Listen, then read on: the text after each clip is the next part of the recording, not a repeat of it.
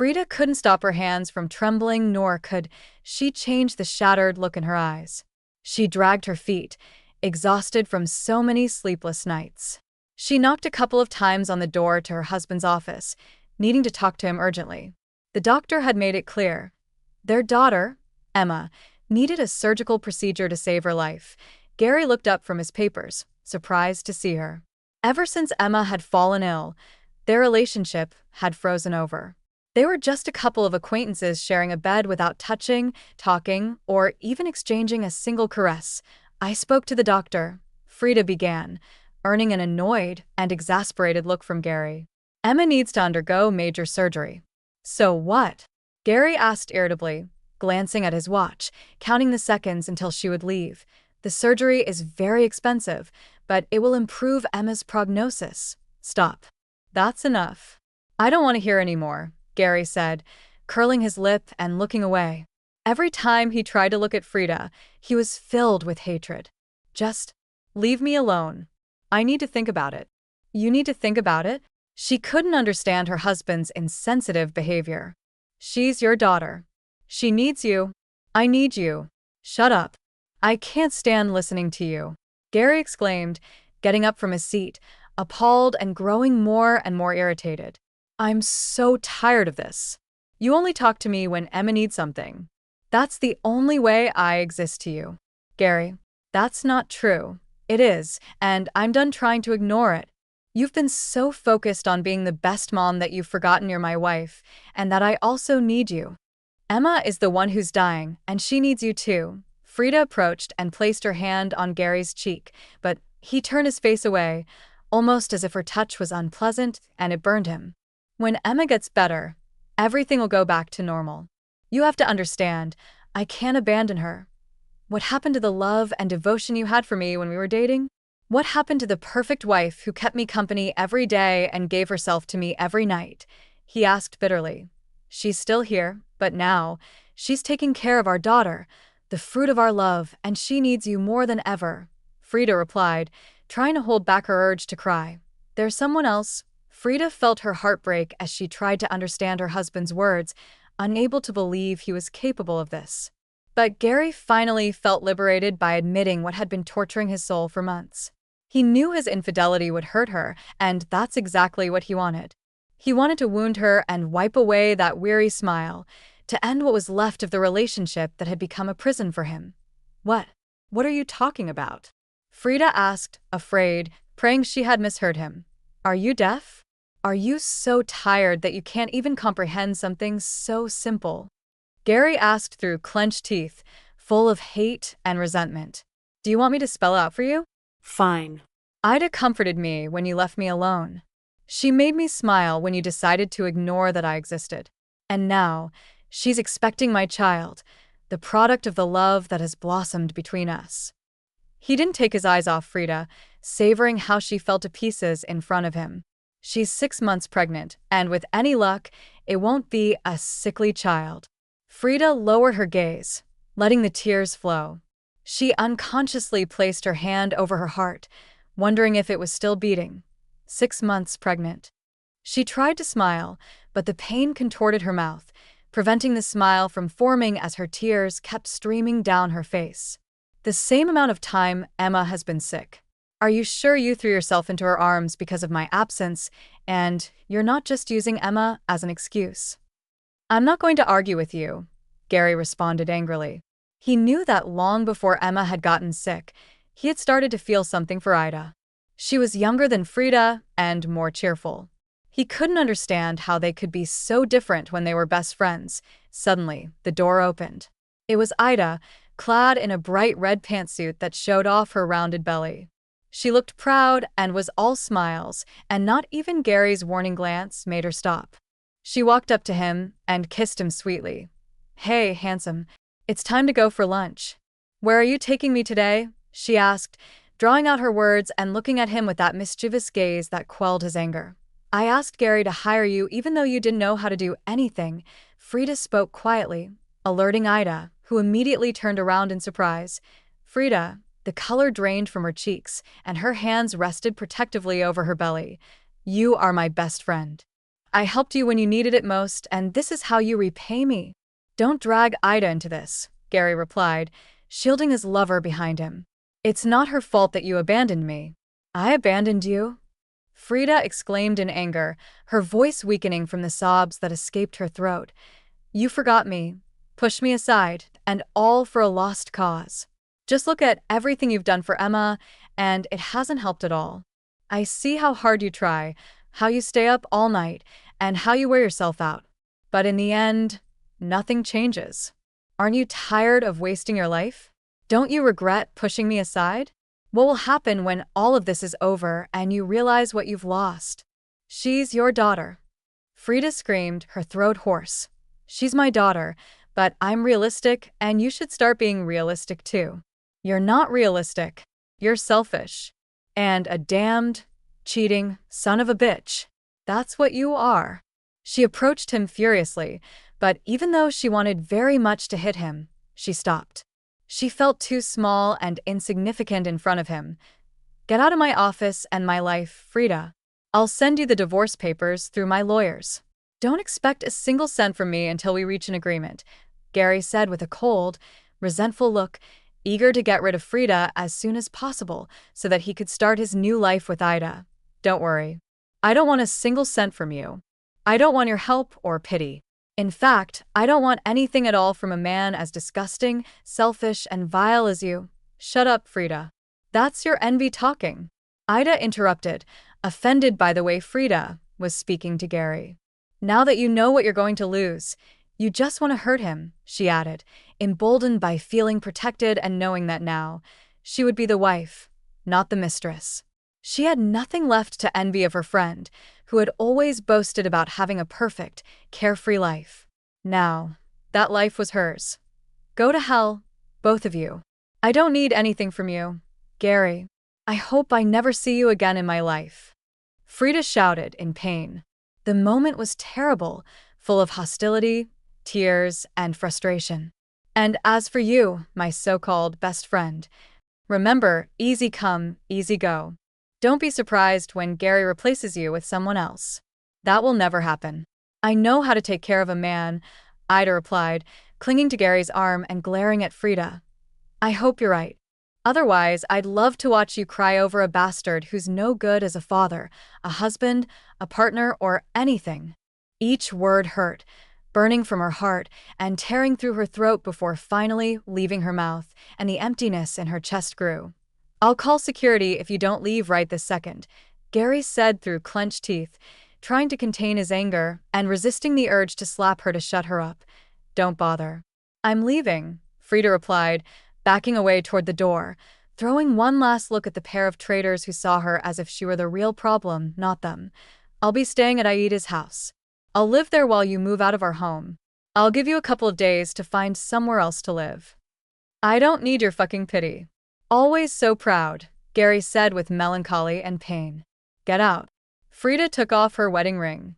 Her happiest memories flashed before her eyes, reflected in the shine of the precious metal. She held it between her fingers for a moment before setting it down on the desk. Then, turning to leave, she abandoned her pride, humiliated, penniless, and with no support for Emma.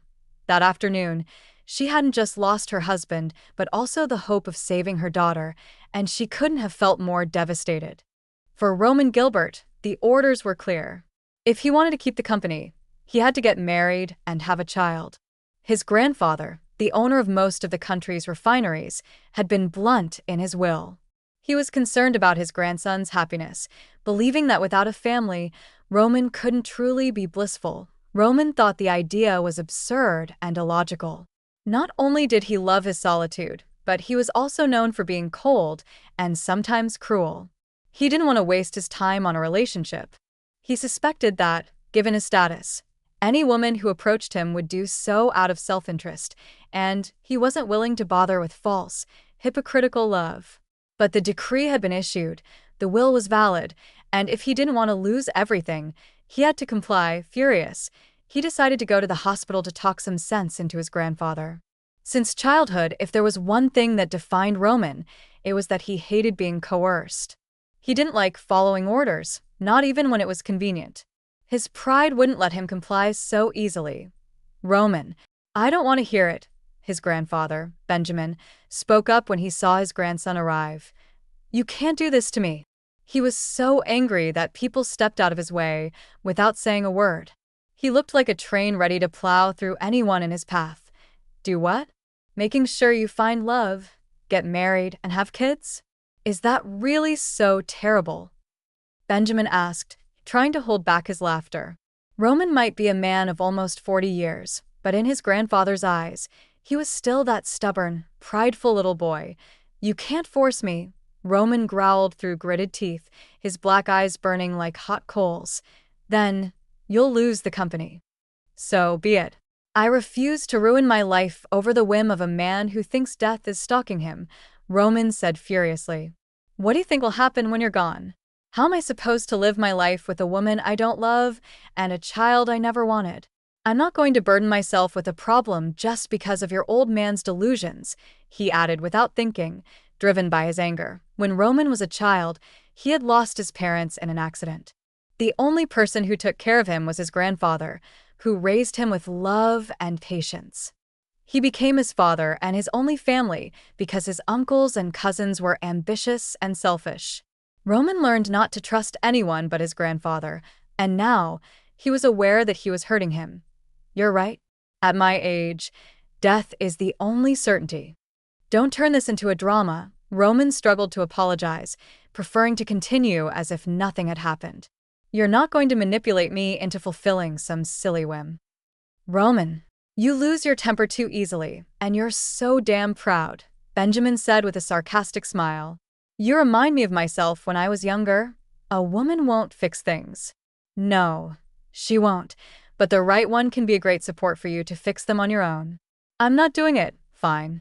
Then the company will be sold, and everything will be distributed to charitable organizations. I don't care, Roman lied. He hated the thought that everything he had worked for over the years would fall apart. Mr. Gilbert, said the doctor from the office door. You can come in now. Benjamin looked at his grandson with sadness, giving him a couple of pats on the cheek before turning toward the office. The nurse who was in charge of his full-time care had overheard the entire conversation and couldn't help but approach Roman. She chided him gently. Sir, it's not my place to say, but you should be more considerate of your poor grandfather. You're right, Matilda. You shouldn't get involved in things that don't concern you. Why don't you go take care of my grandfather? That's what you're paid to do, remember. Roman replied through his clenched teeth, barely holding back his irritation. Your grandfather is very ill. A few days ago, he was diagnosed with lung cancer, and he doesn't plan to take any treatment. The news left Roman stunned. He suddenly realized how fleeting the time he had left with his grandfather was, and the thought of losing the man he loved like a father hit him hard. He believes his time in this world is coming to an end and doesn't want to spend it tied to a hospital bed. He wants to live the rest of his life freely, and he wants to see his favorite grandson happy, starting a family.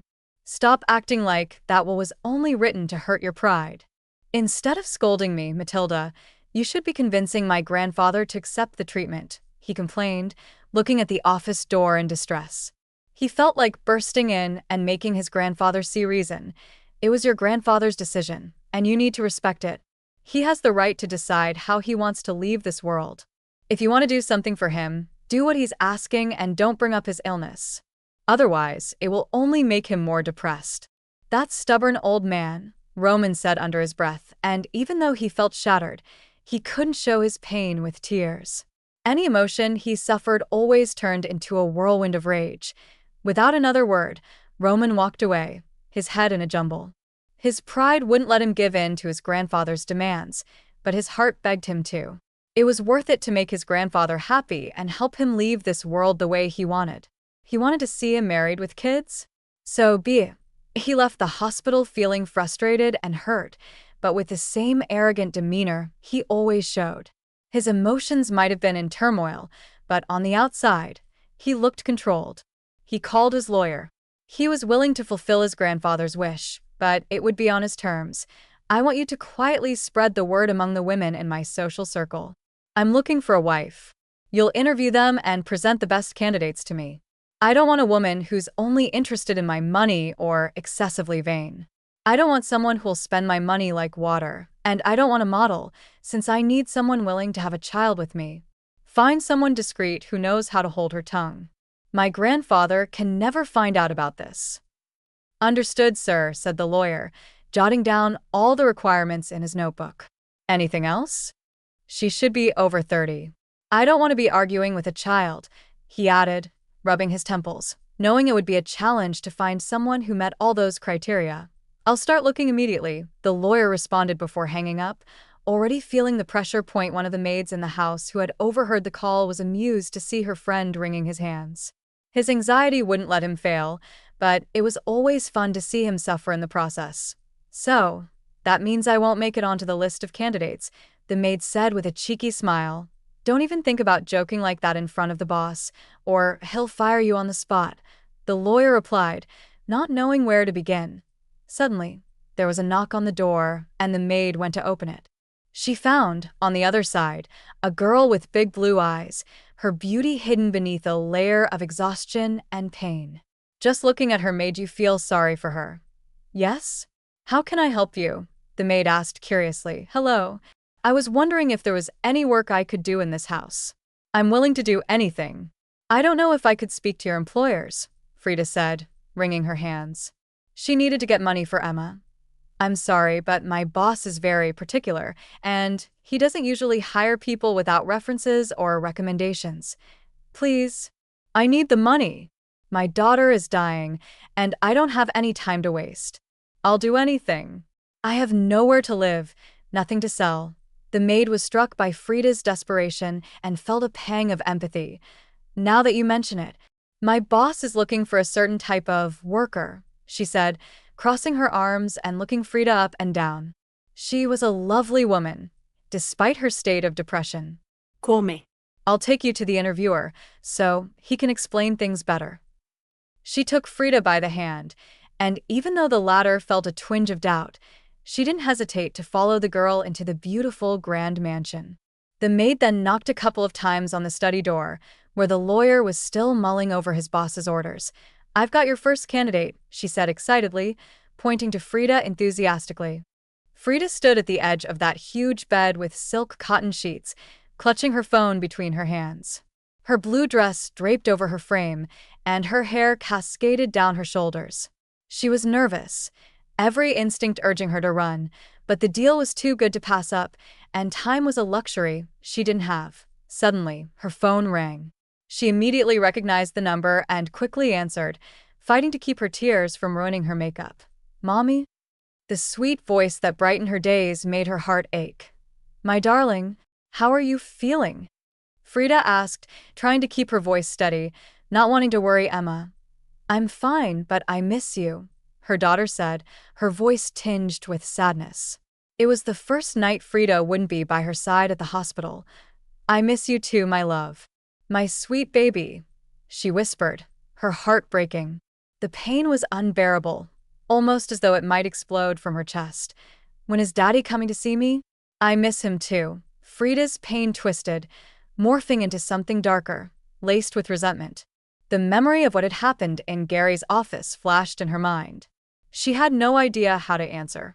It was clear he wasn't coming back, not even for his daughter. I don't know, sweetheart. But he'll come, right?" Emma's voice was filled with a quiet suspicion, almost as if she already knew the truth about her father's abandonment. "He's been very busy with work. That's why he can't come. But when he gets the chance," she trailed off, not wanting to give her daughter false hope. "He'll come when he's free, won't he?" "My love, I need to go. I have to talk to my future boss," and Frida's words faltered, guilt weighing down her voice. Emma was just a little girl, but Frida knew she was smart enough to sense what was really going on. "Yeah, I understand," Emma said, her voice soft and sad. "I love you, Mommy. And I love you, my darling." "With all my heart," Frida replied, her strength crumbling, but she knew she had to keep going for Emma's sake. She held the phone to her ear for a few moments after the call ended, letting the silence wash over her. Then, the door to the room opened, making her jump in fright. The maid who had gotten her into this mess stood there, a smug smile on her face. "Are you ready?" The maid extended her hand, her smile barely masking her satisfaction. Despite her doubts, Frida took her hand, and they left the room together. "You look beautiful. He's going to love you." "This is insane," Frida muttered, biting her lip. "What's Mr. Gilbert like?" "Horrible," the maid said with a wide grin. "Old and unattractive. He has to buy a wife, doesn't he?" A chill ran down Frida's spine. The thought of having to please a disgusting, lecherous old man for money made her sick. But would she do it for Emma? The answer was a resounding yes. They arrived at a grand dining room, set for what appeared to be a romantic dinner. Dim lighting, fine china, silver cutlery, and a bottle of wine waiting to be opened. Frida walked around the table, her fingers brushing the backs of the chairs while Roman watched her from the shadows. "She's beautiful, but not exactly what you specified." 25, divorced, with a 7-year-old daughter, his lawyer had told him after reviewing Frida's file. She seems desperate for a job. Desperation makes for a loyal pawn, Roman had thought, pleased with his luck. He had then ordered the search to end. He had found his woman, beautiful, desperate, and with a need only he could fulfill. Roman loved nothing more than having control over the situation, and right now, he felt that he had complete control over this vulnerable, needy woman. All he needed now was for her to sign the contract. Frida soon felt someone else's presence in the room. The maid had left her alone, so it had to be him, her future husband. She was terrified to turn around, afraid his appearance would horrify her. She didn't want to offend him. She spun on her heels, her worried expression giving way to shock. The maid had lead. He wasn't horrible at all. In fact, he was much taller than her and had a rugged, cold face that sent a shiver down her spine in a way she didn't entirely hate. Broad shoulders and piercing dark eyes that seemed to reach into her very soul. He was devastatingly handsome. Frida Moore. Roman's deep, rumbling voice filled the room as he swirled a glass of wine in his hand. "Roman Gilbert." "Pleased to meet you, Mr. Gilbert," Frida replied, struggling to keep her voice steady. "I know I'm older than you, but let's drop the formalities, shall we? After all, we'll be quite close soon enough," he said, handing her the contract. "I understand you have a young daughter who's very ill. She needs surgery urgently. She has a brain tumor that's growing," and Frida stopped, her hands trembling as her eyes filled with tears. "I'll handle everything your daughter needs. We'll take her to the best hospital, and I'll pay for the finest surgeon. Whatever it takes to make her well." Roman stepped closer, his eyes locked on her, the dim light catching the glimmer of desperation in her eyes. "All I ask in return is for a realistic relationship. You'll marry me and give me a child as soon as possible." "Why me?" Frida asked, confused yet drawn to Roman like a moth to a flame. Her fingers tingled with the urge to reach out and touch his face, to make sure he was real. "Because you need this. Am I wrong?" He gestured for her to sit. "Is this charity, or are you just ensuring that the woman you choose is bound to you by her need?" She smiled bitterly, her fists trembling. "Does it matter?" Roman sat back in his chair, watching her with a proud, almost triumphant gaze. "Do you want my help? Then sign the contract. You act like the powerful man you are, but exploiting someone's pain is a terrible way to start." Frida glared at him, her teeth clenched. What did she expect? Love from a stranger? A powerful businessman like him would only think about his own gain, trampling anyone in his way. She'd already learned that from Gary. "If you don't like it, don't sign. You can leave. I don't even need the dress back. It looks good on you." Roman stabbed at his food with a fork, his gaze daring her. "I'll sign. Not for me, but for my daughter. If it were up to me, I'd tear this contract to shreds, throw this stupid dress in your face, and leave without looking back." Frida spat as she signed page after page while Roman watched her with amusement. "Well, I'm glad I made the right choice," he said, grinning wider as he took the contract from her hands. "I hope dinner will lighten your mood." "I don't want dinner." "I'm not hungry," Frida said, standing up from the table. "Are you serious?" Roman tried to hide his grin, but the angrier she got, the more he seemed to enjoy it. "I want to go to bed," she said, staring him down, her defiance surprising him. "Fine. I'll take you to the room you'll be sharing with me. Just tell me where it is. I'll find it myself." I don't think so. The house is too big, and you'll get lost. He stood, adjusting his jacket, and offered her his arm. Not out of chivalry, but to test just how proud she could be. With stiff reluctance and without meeting his gaze, she took his arm, and he led her upstairs to her new room. "This is where we'll be staying," he said, opening the door for her. "I can have one of the maids bring you something to eat." "No need. I'm not hungry," Frida replied, still seething. "Fine. Enjoy the room tonight. Because starting tomorrow, you'll be sharing it with me." Frida was curious where Roman would sleep tonight, but she didn't ask. She let the door close behind her, leaving her in a silence so deep it only worsened her despair. Sitting on the edge of the bed, she broke down in tears, thinking of little Emma and all that she would have to endure to save her. The thought of that man having complete control over her now made her stomach churn. Outside the room, Roman leaned against the wall, listening to Frida's quiet sobs. The sound stirred a flicker of pity in him. He wasn't entirely sure if he would have a docile wife, but he knew one thing for certain: he had a wounded woman by his side. Ignoring his urge to go in and comfort her, he decided to head to his study instead. Losing himself in work would keep him distracted. After a while, the sound of a knock on the door startled Frida. She was already in her silk nightgown, ready to sleep in the bed that still carried Roman's scent. "Come in," she called, half expecting it to be him, ready to share the bed. But it wasn't. Instead, it was that all-too-familiar maid. "Hello," the maid greeted her with a broad smile as she entered, carrying a tray of food. "I'm Lori, by the way. I thought you'd be hungry, so I brought you something to eat." "Actually, I'm not hungry at all," Frida replied. "You really should eat.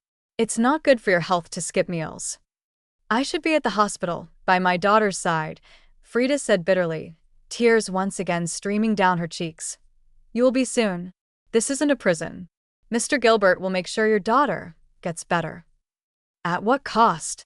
Frida shot her a reproachful look. "He may not be ugly on the outside, but he certainly is on the inside. Many women would jump at the chance to be Roman's wife, even if it's just a contract. Many women, but not me. I actually love myself enough not to fall for insufferable, arrogant men who think they're better than everyone else. That man needs a lesson in humility.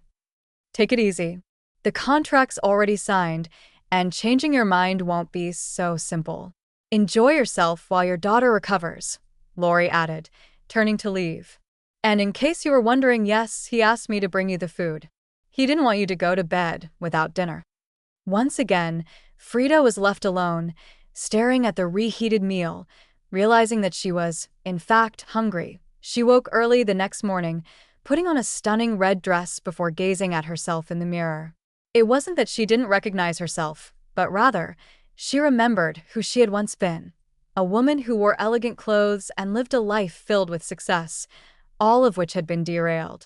Running away with Gary had been the worst decision of her life. Suddenly, the bathroom door swung open, releasing a thick cloud of steam, and out walked Roman, a towel wrapped around his waist, his toned torso still glistening with water. Frida hadn't even realized when he had entered the room.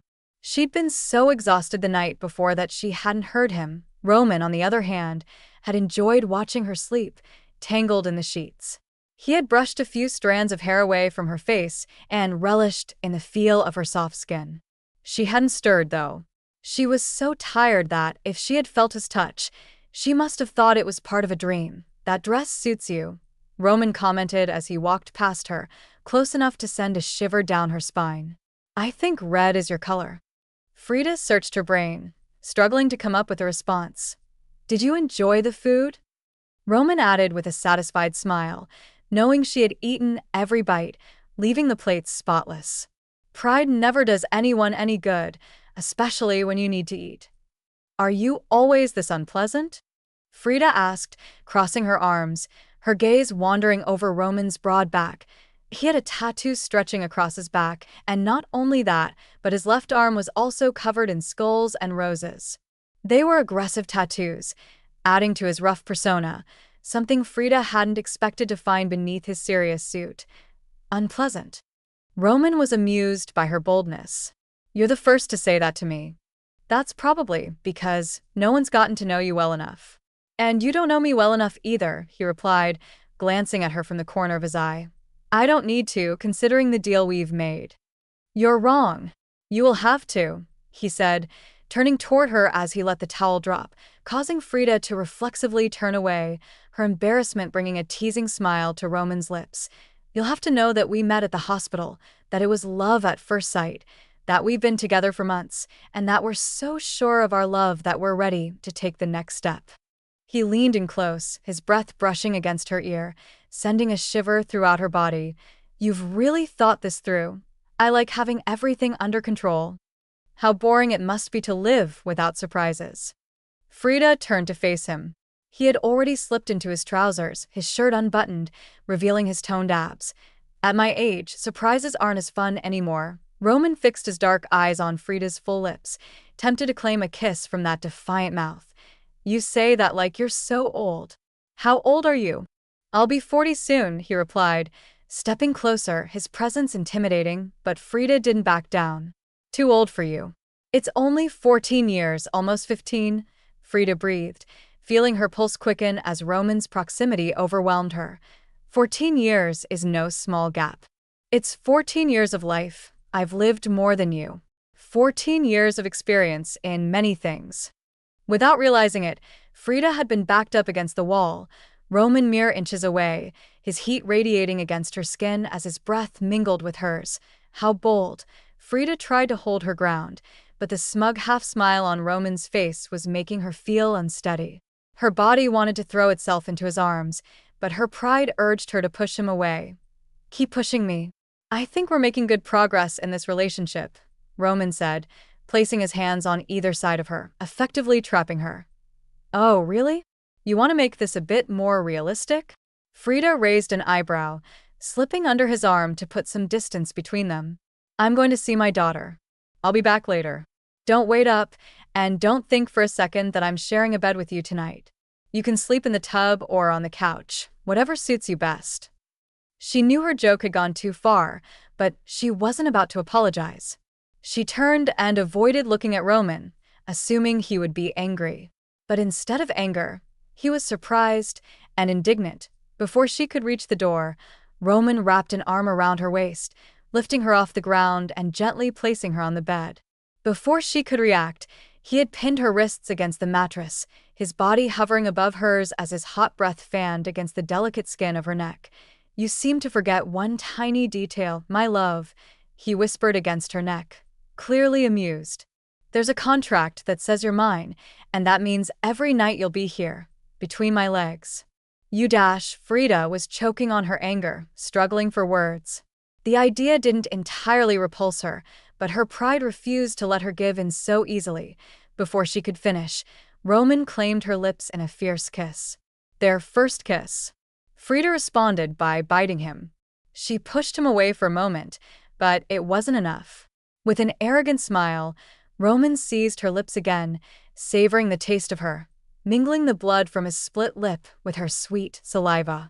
It was a wild, passionate kiss, one that Frida soon matched, both of them driven by the same hunger.